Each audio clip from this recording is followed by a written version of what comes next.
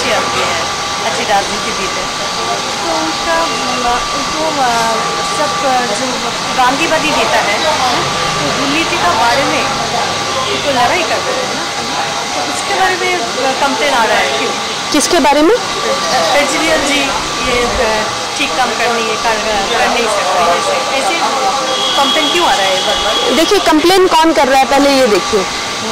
Complain अगर बड़े बड़े पॉलिटिशियन कर रहे हैं, दूसरी पार्टी के नेता कर रहे हैं, तो कंप्लेन जिस बारे में कर रहे हैं वो कंप्लेन को जांचिए, क्योंकि वो क्या कह रहे हैं इसके बारे में देखिए।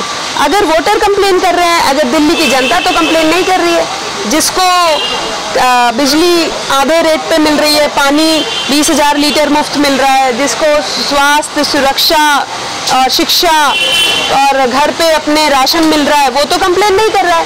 तो हमको केजरीवाल जी को जनता ने दूसरी पार्टी के नेताओं को खुश करने के लिए नहीं भेजा है, उन्होंने हमें भेजा है जनता को खुश करने के लिए। हमारा काम जनता के लिए है, जनता खुश है। मीडिया में बड़े बड़े नेता क्या बोल रहे हैं उससे क्या फर्क पड़ता है? तो आप कितना मार्क्स देंगे या आम आदमी के पार्टी के लिए आप कितना मार्क्स देंगे? मैं दूंगी 10 में से। देखिए हमें एक लिटरेचर में एक कहावत है कि लिटरेचर में 10 आउट ऑफ 10 कभी नहीं मिलता है, ना इंग्लिश में ना हिंदी में, संस्कृत में मिलता है पर हिंदी में नहीं मिलता है।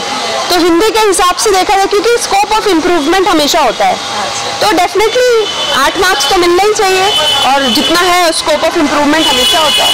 तो आप बोल रहे हैं कि ये जो राजनीति में जो बोलते हैं जिनकी पब्लिक को कोई कंप्लेन नहीं है, वो लोग अलग जो अगेंस्ट पार्टी जी या तो कलकत्ता में आपका संगठन ऐसे संगठन का इतना स्ट्रेंथ नहीं है कलकत्ता में, इसके बारे में कुछ? मैं ये कहूँगी कि अरविंद जी की आज तक यहाँ सभा शायद नहीं हुई है, उसके बावजूद मैं बधाई देना चाहती हूँ कल वेस्ट बंगाल की टीम को, उसके बावजूद तीसरी बार लगातार स्टेट अधिवेशन करने की हिम्मत, और यहाँ पर जहाँ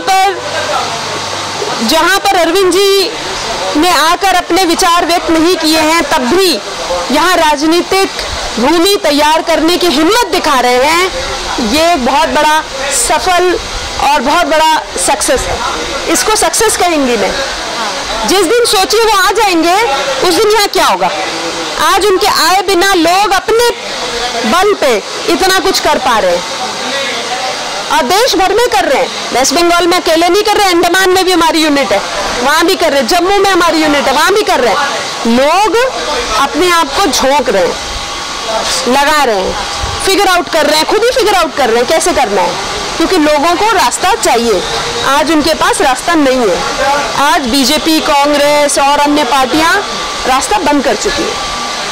अच्छा, तो जो हमारा जो मुख्यमंत्री जी ममता बनर्जी के से उनका तो संपर्क बहुत ही अच्छा है। बिल्कुल। तो जो ये तो बीजेपी का फायदा हो जाएगा, तो जोट से अलग केजरीवाल जी जोट से अलग हो जाए, इसके बीजेपी को तो फायदा हो जाएगा। ऐसा नहीं है, हमारा ममता दीदी से एक रिस्पेक्ट का रिश्ता है। आइडियोलॉजी हमारी उतनी एक जैसी नहीं है, परंतु मुद्दों पे हम कुछ मुद्दों पे हम एक साथ हैं। जैसे कि केंद्र में जो फेडरल स्ट्रक्चर है, केंद्र में और राज्य में जो रिलेशन होता है, उसमें हमारा क्या से होना चाहिए वो हम दोनों का सेम है, और भी अन्य राज्यों के मुख्यमंत्रियों का सेम है। तो इसका मतलब ये नहीं है कि हर चीज़ सेम है। हमारे दिल्ली में जो फैसिलिटीज़ हम दिल्ली वालों को दे रहे हैं, आज वो फैसिलिटीज़ वेस्ट बंगाल में नहीं मिल रही है, तो हम उन मुद्दों के बारे में कहीं भी बात कर सकते हैं, और वेस्ट बंगाल में भी कर रहे हैं।